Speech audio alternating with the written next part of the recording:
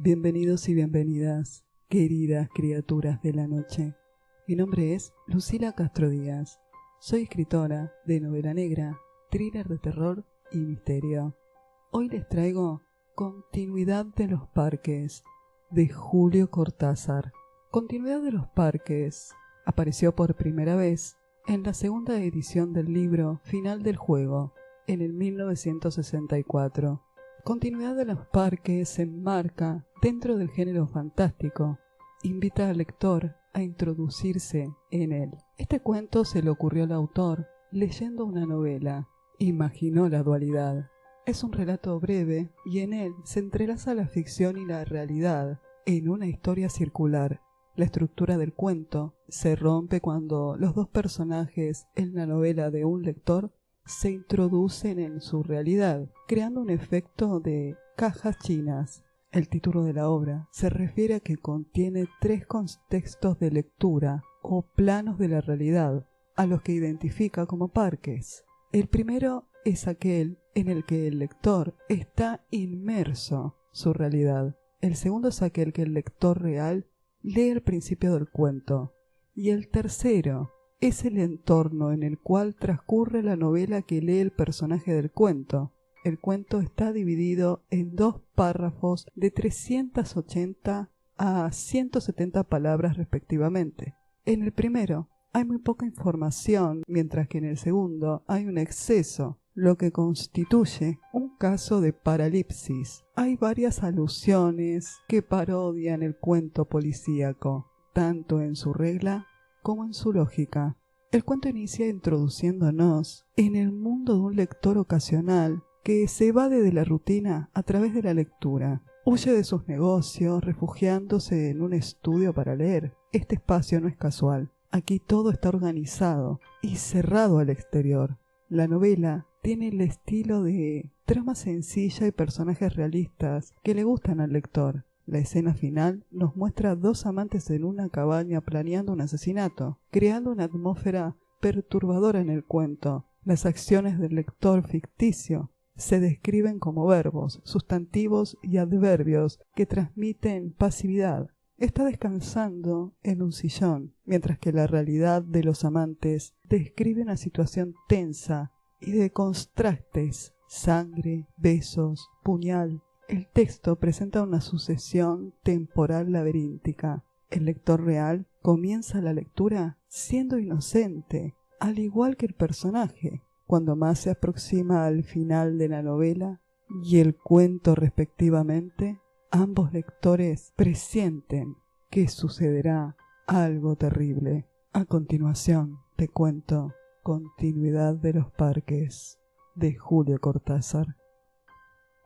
Había empezado a leer la novela unos días antes. La abandonó por negocios urgentes. Volvió a abrirla cuando regresaba en tren a la finca. Se dejaba interesar levemente por la trama, por el dibujo de los personajes. Esa tarde, después de escribir una carta a su apoderado y discutir con el mayordomo una cuestión de aparcerías, volvió al libro en la tranquilidad del estudio, que miraba hacia el Parque de los Robles, arrellanado en su sillón favorito, de espaldas a la puerta, que lo hubiera molestado como una irritable posibilidad de instrucciones.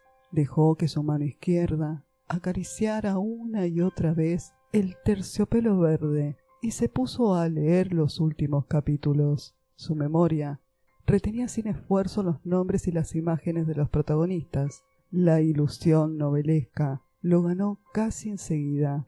Gozaba del placer casi perverso de irse desgajando línea a línea de lo que lo rodeaba y sentir a su vez que su cabeza descansaba cómodamente en el terciopelo de alto respaldo, que los cigarrillos seguían al alcance de la mano, que más allá de los ventanales danzaba el aire del atardecer bajo los robles, palabra a palabra, absorbido por la sórdida disyuntiva de los héroes, dejándose ir hacia las imágenes que se concentraban y adquirían color y movimiento. Fue testigo del último encuentro en la cabaña del monte. Primero entraba la mujer, recelosa, ahora el amante, lastimada la cara por el chicotazo de una rama.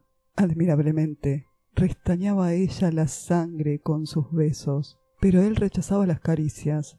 No había venido para repartir las ceremonias de una pasión secreta, protegida por un mundo de hojas secas y senderos furtivos. El puñal se entibiaba contra su pecho, y debajo latía la libertad agazapada. Un diálogo anhelante corría por las páginas como un arroyo de serpientes, y se sentía que todo estaba decidido desde siempre, hasta esas caricias que enredaban el cuerpo del amante, como queriendo retenerlo y disuadirlo. Dibujaban abominablemente la figura de otro cuerpo que era necesario destruir.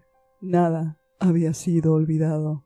Coartadas, azares, posibles errores. A partir de esa hora, cada instante tenía su empleo minuciosamente atribuido. El doble repaso despiadado se interrumpía apenas para que una mano acariciara una mejilla. Empezaba a anochecer. Sin mirarse ya, atados rígidamente a la tarea que los esperaba, se separaron en la puerta de la cabaña. Ella debía seguir por la senda que iba al norte. Desde la senda opuesta, él se volvió un instante para verla correr con el pelo suelto. Corrió a su vez, parapeteándose en los árboles y los setos, hasta distinguir en la bruma malva del crepúsculo la alameda que llevaba a la casa. Los perros no debían ladrar y no ladraron. El mayordomo no estaría a esa hora, y no estaba. Subió los 3 peldaños del porche y entró. Desde la sangre galopeando en sus oídos le llegaban las palabras de la mujer. Primero una sala azul, después una galería, una escalera alfombrada, en lo alto 2 puertas. Nadie en la primera habitación, nadie en la segunda, la puerta del salón, y entonces el puñal en la mano, la luz de los ventanales, el alto respaldo del sillón de terciopelo verde, la cabeza del hombre en el sillón, leyendo una novela. Este es uno de mis cuentos favoritos de Julio Cortázar. Si querés conocer más cuentos de Julio Cortázar, te dejo una etiqueta con otro de mis cuentos favoritos, El hijo del vampiro. Te invito a que te suscribas a mi canal y me dejes un comentario. Nos vemos en el próximo video.